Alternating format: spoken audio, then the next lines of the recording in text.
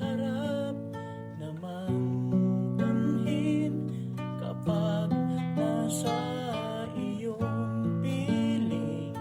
Ang pag-asa'y walang hanggan, dakila ang iyong pangalan. O kay sarap namang damhin kapag nasa iyong piling. Ang pag-asa'y walang hanggan, dakila ang iyong pangalan. Pambungad na panalangin sa ngalan ng Ama, ng Anak, at ng Espiritu Santo. Amen. Pagpalain kami sa aming pagtitipon ngayon para sa pulong na ito.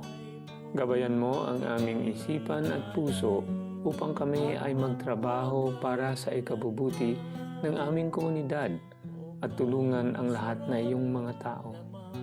Turuan mo kaming maging bukas palad sa aming pananaw, matapang sa harap ng kahirapan at matalino sa aming mga desisyon. Ama, pinupuri ka namin magpakailanman. Amen. Sa ngalan ng Ama, ng Anak, at ng Espiritu Santo. Amen. Hello sa mga Pisma class, sa ating mga kapatid na walang tigil, walang pagkapagod sa pagsiwalat sa katotohanan sa buong mundo. Sa daily reflection ninyo sa Ebanghelyo patuloy, kahit isa lang ang makikinig, maganda na yan. Dahil sabi ni Kristo, pabagitan ni Apostol Pablo, bahagi ninyo yung natutunan ninyo. At sa pagbahagi ninyo sa natutunan ninyo, mailigtas nyo yung sarili ninyo, pati na ang iyong nakikinig. So maganda yan, 1 Timoteo chapter 4 verse 16. So patuloy kayo, be inspired with the Holy Spirit, and receive always the grace of God. Because the grace of God can empower us. Amen. Fight, T. Maria. Attack safety with a humble heart.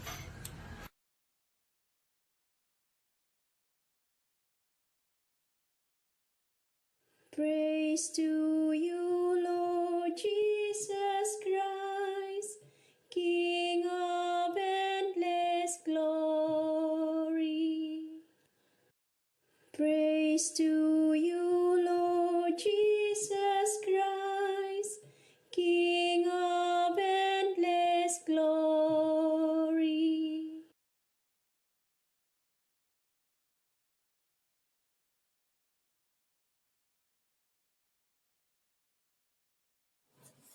Ang mabuting balita ng Panginoon ayon kay San Mateo, Kapitulo 21, versikulo 33 hanggang 43 at 45 hanggang 46.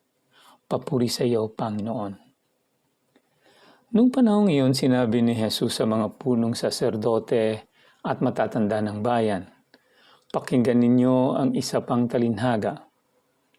May isang taong nagtanim ng ubas sa kanyang bukid at ito'y binakuran niya. Gumawa siya roon ng pisaan ng ubas at nagtayo ng isang mataas na bantayan. Pagkatapos kanyang iniwan sa mga kasama ang ubasan at siya ay nagtungo sa ibang lupain. Nang dumating ang panahon ng pitasan, pinapunta ng may-ari ng ubasan ang kanyang mga alipin upang kunin sa mga kasama ang kanyang parte. Ngunit sinunggaba ng mga kasama ang mga alipin. Binugbog nila ang isa, pinatay ang ikalawa at binato naman ang ikatatlo. Pinapunta uli ng may-ari ang mas marami pang alipin. Ngunit ngayon din ang ginawa ng mga kasama sa mga ito. Sa kahuli-hulihay, pinapunta niya ang kanyang anak na lalaki. Igagalang nila ang aking anak, wika niya sa sarili. Ngunit nang makita ng mga kasama ang anak, sila'y nag-usap-usap. Ito ang tagapagmana. Hali kayo, patayin natin nang mapa sa atin ang kanyang mamanahin. Kaya't siya'y sinunggaban nila, inilabas sa ubasan at pinatay. Pagbalik ng may-ari ng ubasan, ano kaya ang gagawin niya sa mga kasamahang ito? Sagot nila, lilipunin niya ang mga buhong na iyon at paaalagaan ng ubasan sa ibang kasama na magbibigay sa kanya ng kaparte sa panahon ng pamimitas. Tinanong sila ni Jesus, hindi ba ninyo nababasa ang talatang ito sa kasulatan? Ang batong itinakwil ng mga tagapagtayo ng bahay ang siya naging batong panulukan. Ginawa ito ng Panginoon at ito'y kahanga-hanga. Kaya sinasabi ko sa inyo, hindi na kayo paghaharian ng Diyos, kundi ang bansang maglilingkod sa Kanya ng tapat. Narinig ng mga punong saserdote at mga pariseo ang mga talinhaga ni Jesus at naunawaan nila na sila ang pinatatamaan niya. Dadakpin sana siya, ngunit natakot sila sa mga tao sapagkat kinikilala ng mga ito na propeta si Jesus. Ang mabuting balita ng Panginoon. Pinupuri ka namin, Panginoong Hesukristo. So yun po ang ating mabuting balita para sa araw na ito, ang ating Holy Gospel for today. Ito po kinuha sa Gospel of St. Matthew chapter 21 verses 33 to 43 at 45 to 46. So mapagpalang oras po sa ating lahat. Welcome sa ating munting tahanan dito sa YouTube at sa Facebook, ang ating Pesma Plus, sa ating munting gawain na pagninilay po ng ating Gospel o Gospel Reflections and Sharing. At syempre, we will need to open it sa pagbabasa po ng pagninilay ng ating Santo Papa na manggagaling sa words of the Popes, at ang ating Pope para sa araw na ito ay si Pope Francis. So basahin natin ang reflections po ni Pope Francis.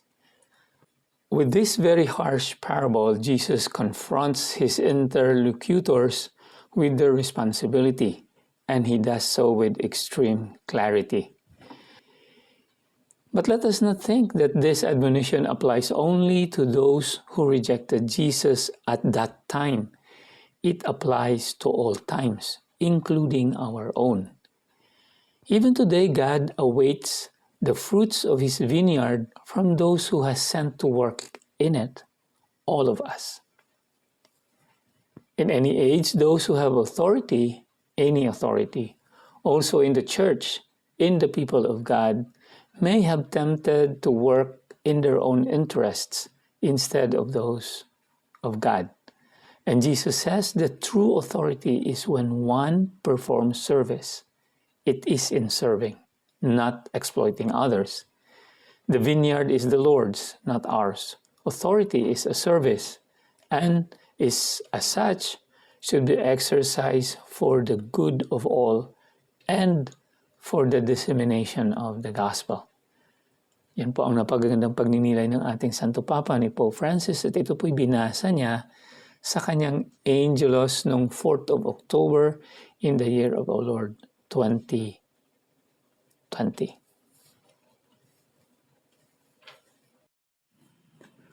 So mapagpalang oras po sa ating lahat, at sa pagkakataon na ito kami po magbibigay ng nilay ang aming reflection. Kasama ko po si Mrs. ngayon, si Luz, at kami po siya po ay magbabasa sa atin ng story na gusto niyang i-share sa atin. Ito po yung story tungkol sa isang puno at sa isang bata po na naging magkaibigan sila. So ito si Luz. Sige, Mrs. The Story of the Giving Tree by Shel Silverstein. Once there was a tree, and she loved a little boy, and every day the boy would come and he would gather her leaves and make them into crowns and play king of the forest. He would climb up her trunk and swing from her branches and eat apples, and they would play hide and go seek. And when he was tired, he would sleep in her shade, and the boy loved the tree very much, and the tree was happy.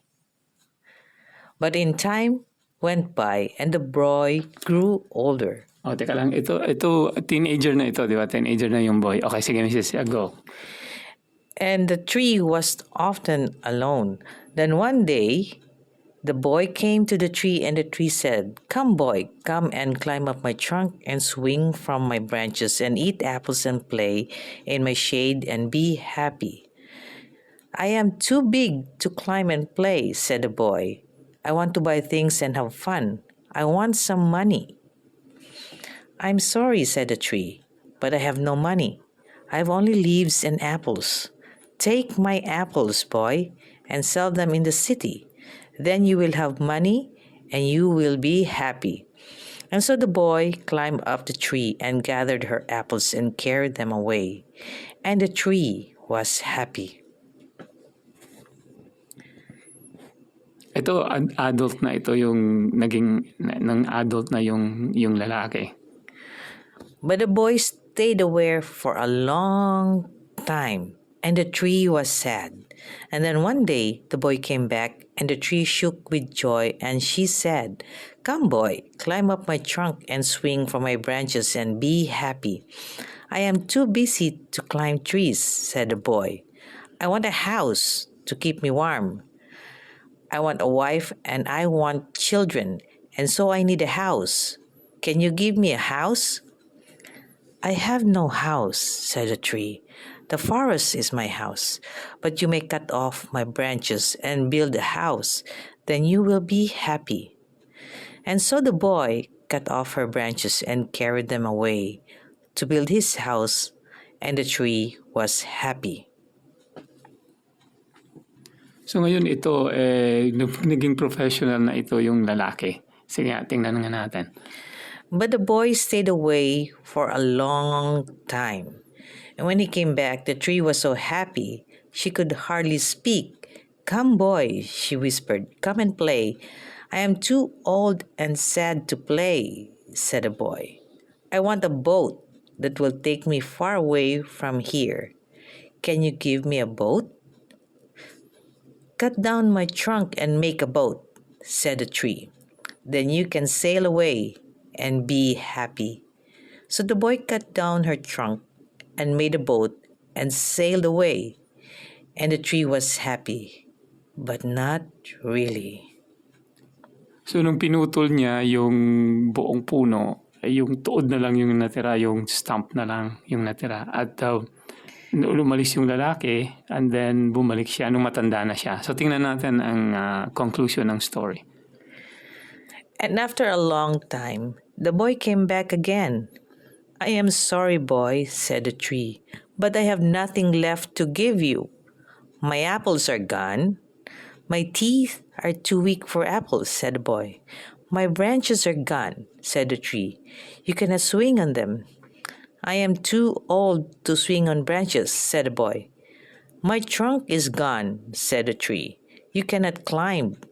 "I am too tired to climb," said the boy. "I am sorry," sighed the tree. "I wish that I could give you something, but I have nothing left. I am just an old stump. I am sorry." "I don't need very much now," said the boy. "Just a quiet place to sit and rest. I am very tired." "Well," said the tree, straightening herself up as much as she could. "Well, an old stump is good for sitting and resting. Come, boy, sit down and rest." And the boy did, and the tree was happy. The end. So yan po ang napakaganda at maiksing story natin. So kung titingnan natin ngayon, ano ba yung relasyon nito sa ating gospel? So kung babalikan natin ang ating gospel, di ba, mababasa natin dito sa gospel natin na the stone that the builders rejected has become the cornerstone. By the Lord has this been done, and it is wonderful in your eyes. So balik muna tayo sa ating story. Makikita natin sa ating story na yung the whole life ng boy at ang relationship niya sa puno, di ba? So, ano sa'yo, Luz, anong makikita mo dyan? Yung maliit pa yung bata, they have a very intimate relationship ng tree because of his innocence. at saka yung ma-provide ng tree sa kanya. So, 'di ba, hanggang lumaki siya, everything is being provided by the tree, 'di ba? Pero ang nakikita mo is yung, 'di ba, ano yung bumabalik lang siya sa kahoy. Ano? Bumabalik lang siya sa kahoy. Ang naalala niya yung puno kung kailangan niya Kung yung may kailangan puna. siya. Yung Okay. puno kung may kailangan siya. Yeah, right. Yeah. Until na yung sa childhood niya, yung batang lumaki na siya, yun pag tiningnan mo, gusto niya na may pera siya. So, kaya nga binigyan siya ng mga apples o mansanas para maibenta niya. So lahat ng maibibigay na yung sa pangangailangan niya, lahat ng maibibigay ng kahoy, binibigay ng kahoy every time na pumunta siya, 'di ba? And the tree is always happy of giving him something, 'di ba? At the very end of each chapter ng story, 'di ba? Yeah, every chapter of his life niya, the tree is always there, giving something unconditionally. Kahit wala na siyang mansanas, Wala ng branches. wala na ring branches, wala na Wala ring ng puno, kundi Kahit stump, kahit stump na lang mas yung gusto tree. pa ng kahoy na upuan niya na lang yung stump. And yet the tree is very happy about it. Right? Yes. And the boy, yung nung matanda na siya, kahit matanda na siya, hindi niya na-recognize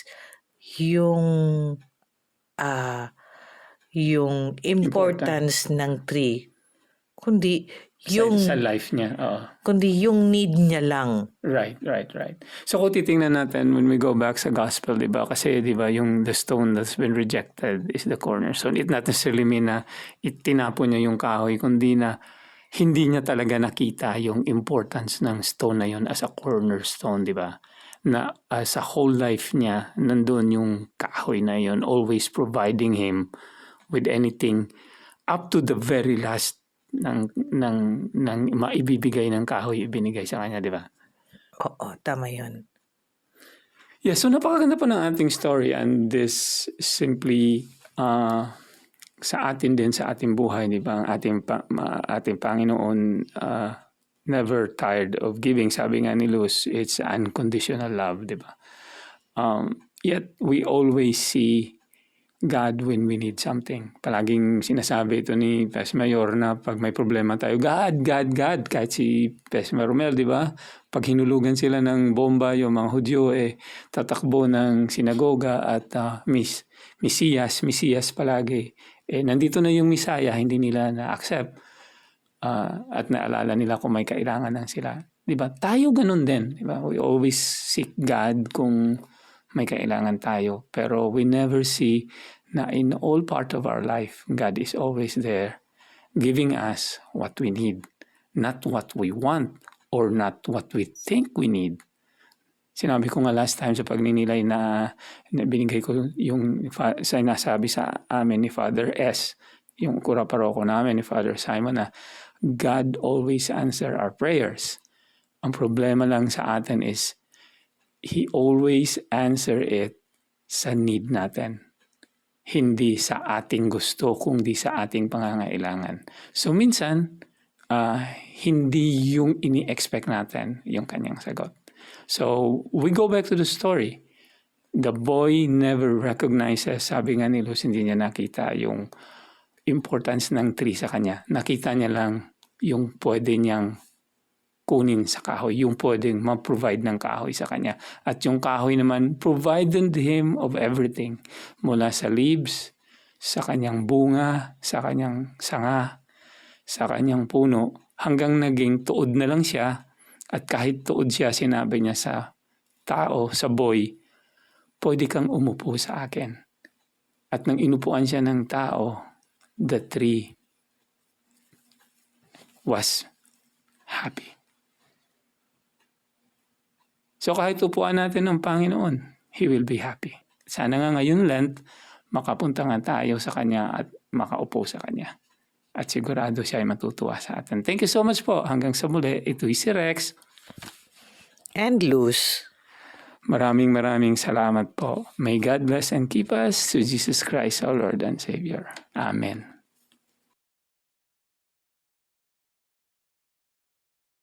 So hanggang dito na lang muna tayo. Maraming salamat po sa inyong patuloy na pakikinig, pagsusubaybay, pagsusuporta po at pag-share. Like and share po ng ating munting tahanan na ito, ang ating humble channel dito sa PESMA at sa YouTube, ang ating PESMA Plus.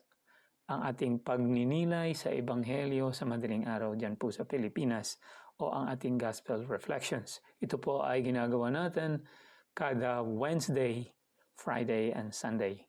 Miyerkules po, Biyernes, at Linggo. At ang ating namang rosary is every day except Sunday.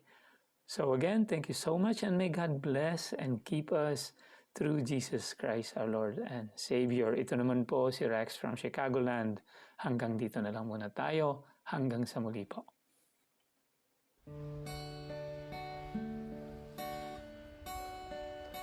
Lumapit ka, manahan ka,